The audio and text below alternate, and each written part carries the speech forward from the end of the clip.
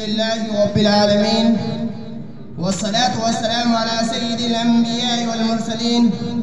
أما بعد، فأعوذ بالله من الشيطان الرجيم.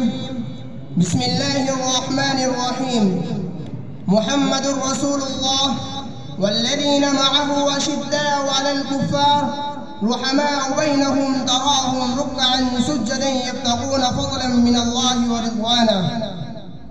معزز سامعین کرام، آج میں اپنی اس خوش نصیبی پر اس رب العالمین کی حمد و ثنا بیان نہ کروں تو ناشکری کا مرتکب ہوں گا جس نے اس حقیر و ناتوا کو یہ اعزاز بخشا کہ آج النفوس قدوسیہ کی مدح سراہی و حمد و خوانی کے لیے آپ حضرات کے سامنے کھڑا کیا ہے جو افضل البشر بعد الانبیاء بالتحقیق ہے، جس سے میری مراد اصحاب رسول صلی اللہ علیہ وسلم کا مقدس گروہ اور پاکیزہ جماعت ہے رضی اللہ عنہم ورضوا عنہ.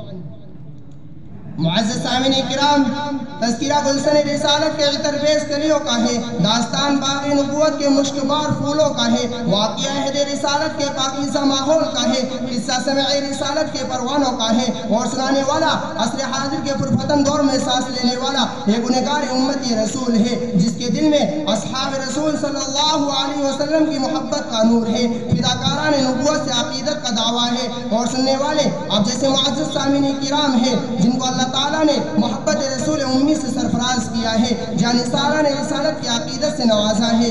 اسی پر تو کسی نے کہا ہے این سعادت بسور بازو نے دانہ بخشد خدائے بخشندہ.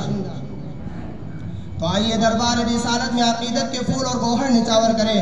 اللہم صلی وسلم دائما ابدا علی حبیبک خیر الخلق کلہم اجمعین.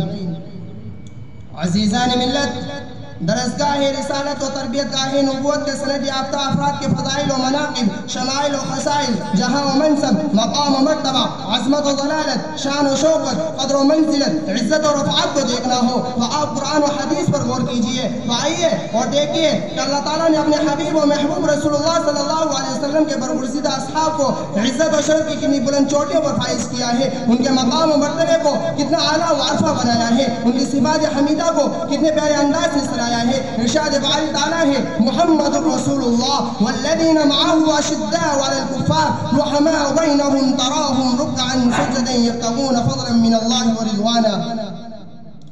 معزز سامعین کرام، ذرا اس آیت کی روشنی میں سرکار دو عالم صلی اللہ علیہ وسلم کے صحابہ کی زندگی کا مطالعہ کیجئے کہ دشمنان اسلام اور معاندین حق کے ساتھ ان کا کیا معاملہ تھا اور اپنے دینی بھائیوں کے ساتھ ان کا کیا رویہ تھا. تاریخ گواہ ہے جب باطل پرستوں نے عظمت اسلام کو للکارا، آفتاب رسالت کو بجھانے کی سازش کی، کسے دین اور ملت پر الغار کی کوشش کی، تو اصحاب رسول دشمنوں پر قہر و غضب بن کر ٹوٹے، بلکہ تباہ بن کر نازل ہوئے، ببر شیر بن کر جھپٹے اور رائے حق میں آنے والے تمام رکاوٹوں کو ٹھوکروں میں اڑا دیا.